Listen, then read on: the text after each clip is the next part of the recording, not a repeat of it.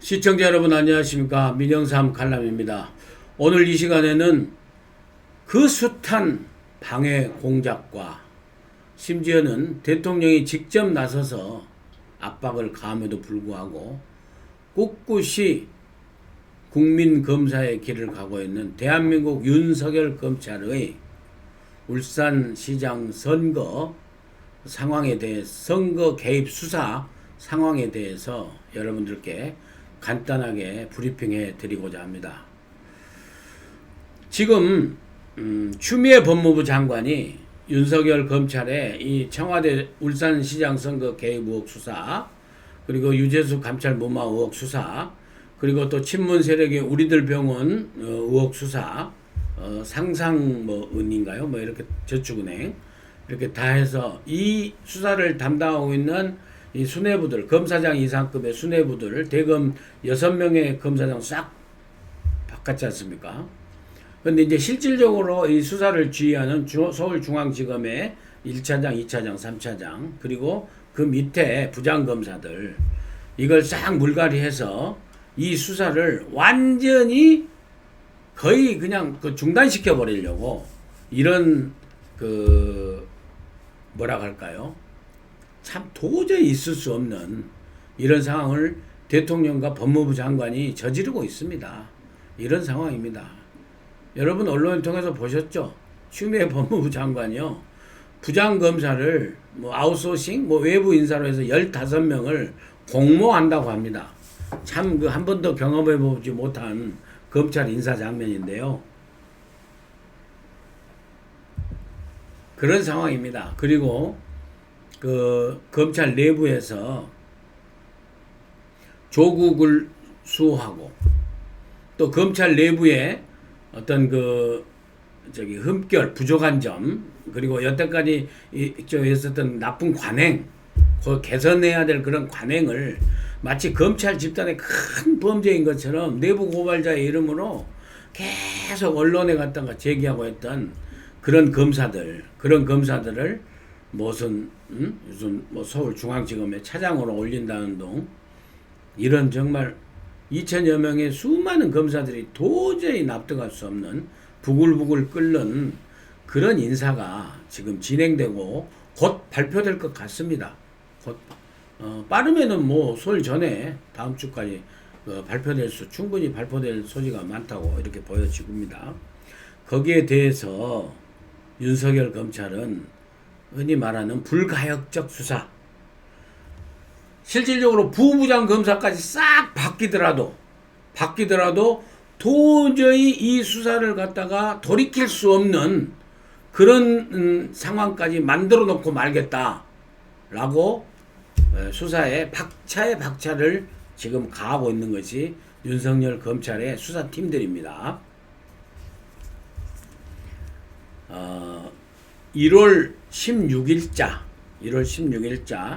조선일보에 상세한이 나타났습니다. 지금 이제 문재인 대통령이 신년 기자회견에서 조국의 마음의 빚이 크다. 그리고 무엇보다도 윤석열 검찰총장이 초법적인 그런 권한을 행사하려고 한다. 그리고 제일 윤석열 검찰을 갖다가 압박한 게 저는 이 대목이라고 봅니다. 문재인의 문통의 언급 중에서요, 이 대목입니다. 이 대목. 어떤 특정한 사건은 열심히 수사하고 또 다른 사건은 열심히 하지 않으면 그것은 국민의 신뢰를 잃는다. 이 부분 아니겠습니까? 특정한 사건이란 게 뭐냐면 울산시장 선거 개입 사건이고 유재수 무마 개입 사건이고 등등 청와대 권력이 개입된 것으로 의혹이 있는 이 사건 수사를 지칭한 겁니다. 그리고 그런 것만 열심히 하면은 국민의 신뢰를 잃는다. 그러니까 수사를 하지 말아라. 이 말 아니겠습니까? 윤석열 검찰총장이요, 눈 하나 깜짝 안 합니다. 보십시오. 이게 제목이 청와대 수석, 이것은 한병도 전 정무수석입니다. 청와대 수석이 임동호 출마 전날 전화해서 다른 자리 가면 어떤가? 온통 문재인 대통령의 조국 감싸기, 윤석열 검찰총장의 수사 압박하기에 국민적 관심이 온통 솟아있는데 묵묵히 이렇게 수사를 지금 하고 있습니다. 이 내용을 여러분께 잠깐 소개해 드리면은요. 검찰 수사의 내용에 의하면 이것은 이 수사 내용을 이 조선일보 취재 기자들이 전방위적으로 수사를 해서 퍼즐을 다 맞춰서 이렇게 보도까지 한 겁니다. 그러니까 2018년 6월 지방선거가 있기 4개월 전에 2018년 2월 12일 임동호 씨가 직접 한병도 당시의 정무수석의 전화를 받은 겁니다. 근데 이 임동호 씨가요, 참 저희들끼리도 뭐가 그 불신이 있고 뭐가 있는 모양이에요. 그래서 이 임동호 씨가 한병도 정무수석의 전화가 온 것을 스피커폰으로 했답니다. 스피커폰으로. 그러니까 임동호하고 같이 있었던 다른 사람들도 같이 들은 거죠. 그런데 이제 한병도 수석은 그걸 몰랐겠죠. 모르면서 한병도 수석이 이 보도에 의하면은 뭐라고 얘기를 했냐면은요. 사실상 울산시장 불출마를 권유한 건데 이렇게 얘기를 했어요. 이거 한병도 이건 지금 보도된 내용입니다. 한병도 당시 정무수석이 임동호 씨한테 전화를 해서 야, 선거 전망도 불투명한데 임동호 네가 꼭 울산시장 출마를 해야 하느냐? 다른 자리로 가는 게 낫지 않겠느냐? 이런 취지로 얘기를 했답니다. 근데 한병도 수석이요, 나 그런 말 한 적이 없다! 라고 부인할 수 있지 않습니까? 부인을 못해요. 이 언론사에서는 확인해 보려고 전화를 했는데 전화를 안 받았답니다. 근데 임동호가 이런 취지로 얘기를 했는데 임동호 씨는 이제 좀 빠져나가려고 직접적으로 불출마의 불출마 대가로 이렇게 나한테 이 자리를 거래한 건 아니다. 그렇게 지금 얘기를 하고 있습니다. 그런데 검찰은 스피커폰으로 그걸 했기 때문에 그 당시에 그 자리에 참석했던 2명 이상의 복수의 사람들을 또 참고인으로 조사를 한 모양이에요. 그래서 한병도 수석이 선거 전망이 불투명한데 임동호 네가 선거에 안 나가는 게 없고 그 다른 자리로 가는 게 어떻겠느냐, 이 말을 나도 그날 들었다. 또 다른 사람도 나도 들었다 라고 이것까지 검찰에 지금 확인을 했습니다. 그래서 이것은 결국에 그러면 한병도 정무수석이 뭐할로 임동호 씨한테 울산까지 전화를 했겠습니까? 예? 또 자기들끼리 운동권, 전대협 운동권이고 그래서 전부 뭐 1, 2년 연배 동기 친구 막 이렇게 해갖고 서로 다 알아요. 임종석이랑. 그래서 같이 찍은 사진도 있고 전부 다. 임종석, 한병도 뭐 저기 이 임동호, 그 다음에 뭐 김영배 뭐 이런 그 친구들 다 이렇게 사진 찍은 도 있고. 한병도가 전화한 의도가 뭐겠습니까? 결국에는 대통령의 30년 직위인 송철호 변호사를 민주당 당내 경선에서 단일 후보로 만들어주기 위해서 당내 경쟁자인 임동호, 그 다음에 또 다른 사람, 임동호부터 제거하려고 임동호를 갖다가 불출마로 권유한 겁니다. 제거해 준 거예요. 그래서 검찰은 이 부분을 불출마를 대가로 다른 자리에 가는 게 어쩌느냐. 이제 그래서 뭐 임동호 씨가 그 전에는 뭐 오사카 총영사를 했는데 뭐 고배로 가라겠다고 여러 소리가 있었지 않습니까? 그래서 어떤 자리라고 지금 그 전화에서 특정은 안 됐지만은 아무튼 임동호 씨에게 울산시장 선거 민주당 당내 경선 불출마를 대가로 선거법상에 후보를 매수한 이런 죄를 적용하려고 한병도 전 정무수석에게 이런 죄를 적용하려고 지금 하고 있다고 합니다. 그리고 이제 법조계에서는 이 보도에 의하면 이 후보 매수죄뿐만이 아니라 당시에 청와대 정무수석이기 때문에 청와대 공무원 아닙니까? 공무원. 공무원이 이 선거에 개입한 공무원 선거 중립의 의무, 당내 공천 개입, 이런 부적절한 이런 그 사실이다, 부적절하다라는 이런 지적도 지금 많습니다. 그러니까 누가 보면 알지 않습니까? 아니 뻔하지 않습니까? 송철호를 갖다가 울산시장 단독 후보로 만들기 위해서 그의 경쟁자들에게 공직을 제한하고 교통정리를 한 거 아닙니까? 말하자면. 근데 이걸 갖다 2018년 2월 달에 있었던 일인데요. 이걸 윤석열 검찰팀이 지금 거의 완벽하게 이렇게 해놨습니다. 그리고 이미 한병도 전 정무수석은 피의자로 신분이 전환돼가지고 조서를 갖다가 2차례 이상 이미 받았습니다. 자, 이렇게 해놨는데도, 예?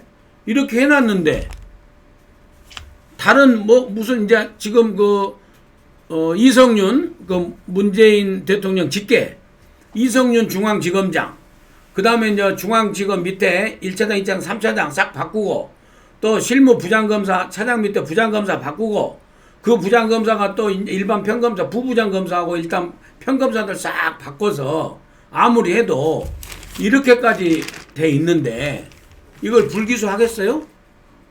그리고 이걸 불기소하는 상황을 윤석열 검찰총장이 직접적으로 수사 지휘를 하는데 어떻게 중앙지검장이 관여할 수 있겠어요? 이문정 검사가 완전 문재인 대통령 조국 수호에 대회를 참여했던 그 이문정 검사가 지방에서 올라와서 서울중앙지검 차장으로 온다 한들 이문정 검사가 이 수사 못하게 하겠습니까? 택도 없습니다. 헛꿈 꾸지 마십시오. 개꿈 꾸지 마십시오. 추미애 법무부 장관 정신 똑바로 차리시고요. 문재인 대통령 기대 난망입니다. 정말로 깨몽입니다. 애들 말로. 시청자 여러분, 상황이 이렇게까지 됐습니다. 그러면 여기서 지금 한병도 정무수석 여기까지만 있겠습니까?